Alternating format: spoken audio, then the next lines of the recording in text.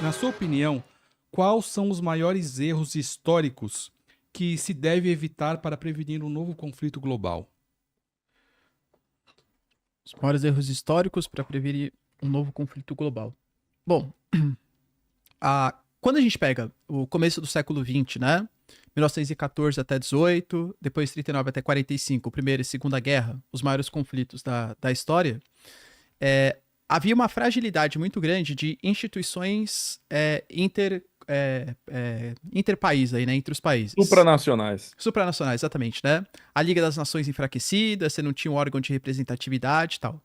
Pós-Segunda Guerra Mundial, com a Conferência de São Francisco, a gente vai ter a criação da ONU, a Organização das Nações Unidas, e, dentre vários outros organismos, enfim, você tem o Conselho de Segurança que foi criado, que com certeza era o mais importante, que não tinha um caráter só consultivo, tinha um caráter também deliberativo, ou seja, poderia tomar alguma ação, desde que os 5 membros, no início eram 4, né, depois entra a Taiwan e depois a China, você tinha ali os 5 membros com uma possibilidade de poder de veto: Estados Unidos, União Soviética, França, Inglaterra, os vencedores da Segunda Guerra Mundial e depois os chineses, mais 10 membros rotativos. Na minha concepção, o principal erro, e é isso que foi discutido no G20, é isso que está sendo discutido nos BRICS, principalmente nos países do sul global, é a falta hoje de representatividade que esses grandes organismos supranacionais têm de resolver os conflitos. Por exemplo, a gente acabou de ter, por exemplo, a condenação do Benjamin Netanyahu pelo Tribunal Penal Internacional. Não que tenha muita relação com a ONU, né? Mas é um símbolo, porque a Argentina já falou que não vai respeitar, apesar de ser signatária do Estatuto de Roma. O Putin, por exemplo, foi condenado pelo Tribunal Penal Internacional, e a Mongólia, apesar de ser signatária, também falou que não ia respeitar. O Brasil mesmo. Se o Putin fizesse questão de vir para a conferência do G20, o Brasil já tinha até mandado uma carta colocando que o Putin visitaria o Brasil não na condição de um condenado, um civil, mas sim na condição de um chefe de Estado. Então poderia entrar no território brasileiro, mesmo o Brasil sendo signatário do Estatuto de Roma, né? Então eu vejo hoje que o grande erro é a fragilidade e a falta de representatividade desses organismos multilaterais, que não tem mais hoje um poder para conseguir organizar as principais, ou tentar resolver as principais guerras. Por exemplo, quando a gente vai partir para uma votação, vamos votar, a gente tem sempre Estados Unidos, França e Reino Unido pensando de um jeito, China e Rússia pensando de outro. Aí tudo que os americanos querem, os russos vetam. Tudo que a Rússia quer, os americanos vetam. E a ONU acaba ficando totalmente inoperante. Israel, por exemplo, já criticou Antônio Guterres, que é a liderança, a Rússia faz críticas, os Estados Unidos faz críticas. Então hoje, e é difícil pensar numa nova arquitetura geopolítica que consiga dar conta de resolver os problemas. Mas acho que a falta de um organismo que consiga trazer os países à mesa de discussão para negociar e não ficar tendo um conflito mais é o principal problema. A ONU, quando ela foi criada, a gente fala de um conjunto de menos de 50 países que assinaram a Carta da ONU. Poxa, hoje a gente tem mais de 193 países que fazem parte da organização e não são representados. Por exemplo, cadê um país do sul global? Cadê um país africano, por exemplo? Existe até um grupo, né, o G4 ONU, Brasil, Índia, Alemanha e Japão, que querem fazer parte da organização. Então acho que a falta de um organismo supranacional que consiga responder às questões é um dos principais problemas aí. Chegou uma Quer última. completar alguma coisa, Júlio? Bom, em matéria, cara, de erros, né? Porque a pergunta me parece que usou esse termo, erros do Do passado, passado. que a gente possa evitar agora. Tem um negócio que é considerado um erro quase que assim, unânime, né, pela historiografia, que é a política do apaziguamento do Neville Chamberlain. É tida como um erro, sim, pela maioria dos historiadores mainstream. Apaziguamento é o seguinte, porque o Chamberlain ele apostou, né, mesmo contra muitos indicativos, né, no apaziguamento do Hitler, né? O que o Hitler pediu para ele na Tchecoslováquia e disse que seria a última coisa, né? O Chamberlain cedeu e cedeu e cedeu a Tchecoslováquia, que sumiu no esteio do acordo, né? Não deveria sumir, mas sumiu no esteio do acordo, e Um ano depois ele teve guerra do mesmo jeito, tá? Muita gente traça paralelos com o que está acontecendo hoje, né? Por exemplo, poderíamos sacrificar a Ucrânia para conseguir a paz? O que que vai acontecer depois? O resto da Ucrânia vai permanecer Ucrânia? Você garante que não vai ter uma instabilidade interna, como teve no restante da Tchecoslováquia, que forçaria uma nova liderança pró-Putin a pedir um protetorado russo sobre o território, e aí a Rússia acaba por absorver o resto da Ucrânia? E aí coloca a Rússia na fronteira da Romênia, na fronteira da Polônia, né? Novamente, e o que que vai dar nisso, né? Então, é um cenário que eu creio que muita gente tomador de decisão está levando em consideração, que é o insucesso da política do apaziguamento de Neville Chamberlain em 1938. Entendi. Fala, Léo. Chegou mais uma? Chegou a última aqui, já abordou sobre esse assunto, mas eu acho que ele perguntou de uma forma diferente. O Adriano Barba, em um possível cenário na Guerra Mundial, que lá do Brasil seria coagido a escolher se o eixo BRICS ou aliados da OTAN. Cara, que ótima pergunta, hein? Dá pra tentar adivinhar isso aí? Na minha concepção, o Brasil vai fazer, até porque não é política de governo, é política de Estado, o Itamaraty, a gente vai tentar adotar uma política de neutralidade. Como a gente, excetuando, claro, na Segunda Guerra Mundial, né? Mas, de novo, o contexto geopolítico era completamente diferente. Acho que hoje a gente se posicionaria em favor de uma tentativa de resolução pela paz. Por exemplo, o Brasil, surpreendentemente, tá? Não sei se vocês sabem, o Brasil condenou a invasão da Rússia à Ucrânia. O Brasil na ONU fez uma condenação. Só que a gente fala assim, ó, a Rússia está errada. Só que, como que a gente vai resolver esse conflito? É a partir de sanções unilaterais? É apoiando a Ucrânia com armamentos, equipamentos? Não, tem que ser a partir da mesa de negociações. Porque isso é a postura do Brasil. O Brasil é conhecido na diplomacia internacional por ser um país apaziguador. Tanto que o Brasil coloca que um dos argumentos para ele fazer parte do Conselho de Segurança Permanente da ONU é justamente essa política que a gente tem. A gente fez política de aproximação entre Irã e Estados Unidos. Na questão agora entre Venezuela e Guiana, acerca de Essequibo, o Brasil também tentou ser, não muito bem sucedido, né? Mas tentou ser o mediador da situação, entende?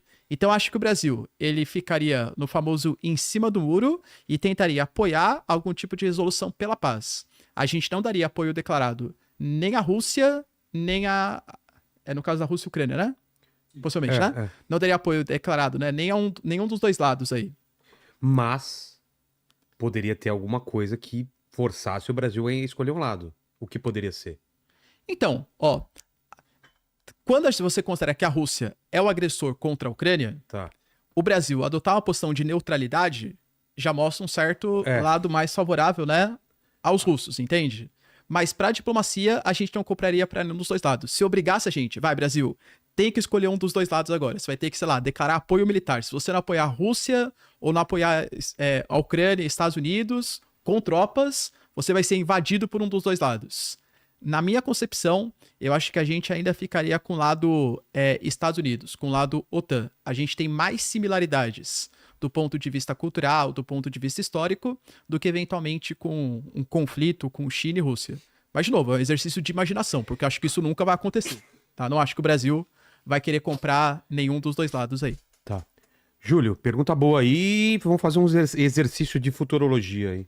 Vamos lá, jogar as cartas aqui. É o seguinte, de acordo com o que a gente fez, né, como que a gente se comportou nas últimas duas ocasiões, realmente o Brasil tem uma postura de longa data, né, de apaziguamento, de procurar uma solução rápida para voltar ao status quo antebellum, ou seja, voltar ao status ao estado que existia antes do primeiro tiro do conflito, né? Resolver o conflito de forma indolor.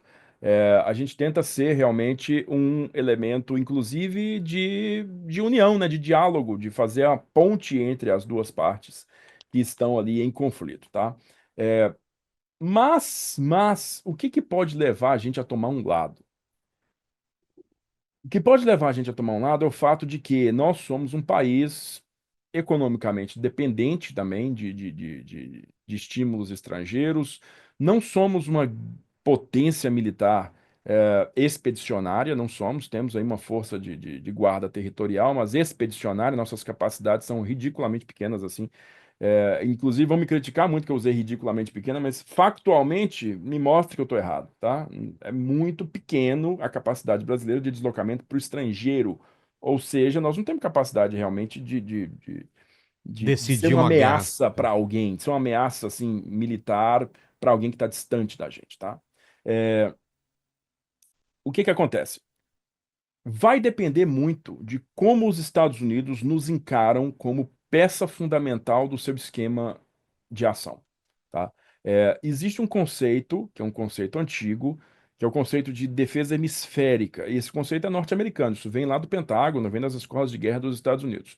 Isso basicamente diz que o continente americano é uma zona de influência norte-americana e em cenário de conflito extenso, de conflito hemisférico ou global, os Estados Unidos devem poder usufruir de todas as bases continentais para o seu plano de vitória.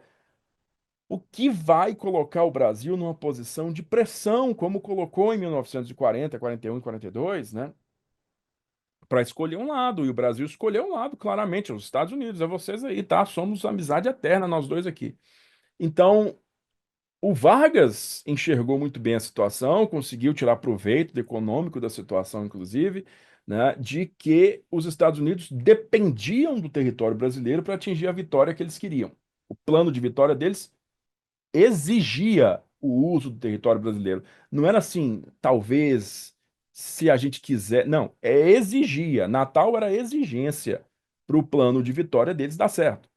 Então, eu encaro o fato de que a proximidade geográfica, também como o Marcelo falou, cultural, todo o relacionamento histórico que existe, a proximidade cultural principalmente, né, vai acabar forçando a mão do Brasil a se aproximar dos Estados Unidos novamente, tá? Eu dificilmente vejo como possibilidade concreta uma influência chinesa em território, né, norte-americano, desculpa, em território americano tão grande como é o território brasileiro, ou russa, né, superando a influência norte-americana, tá? Em caso disso acontecer, cara, em caso de recusa, aí eu vejo uma possibilidade bem real de ação militar norte-americana contra o Brasil, tá? Porque faz parte de assegurar sua zona de comunicações.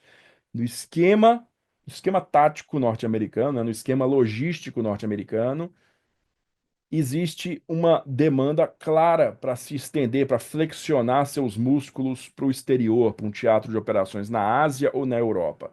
É assegurar a zona de comunicações. Zona de comunicações é a área, compreende a área entre a zona de batalha, frente de batalha, seja na Europa, seja no Pacífico, e os Estados Unidos continental, tá?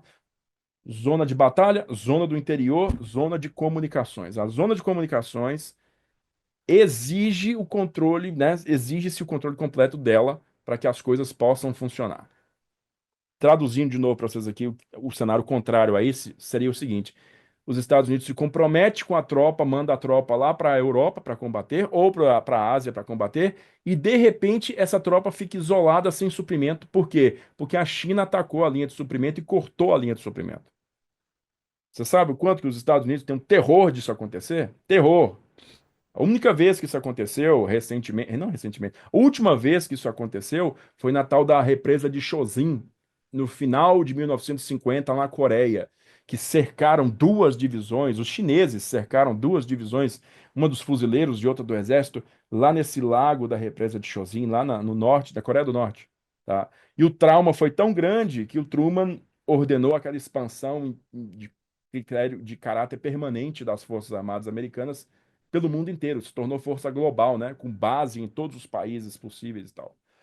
Então, eu enxergo que, pela questão geográfica, é natural, e o exemplo histórico mostra isso, é natural que o Brasil venha, de alguma maneira, a pender para o lado norte-americano numa questão de conflito, tá? Conflito global.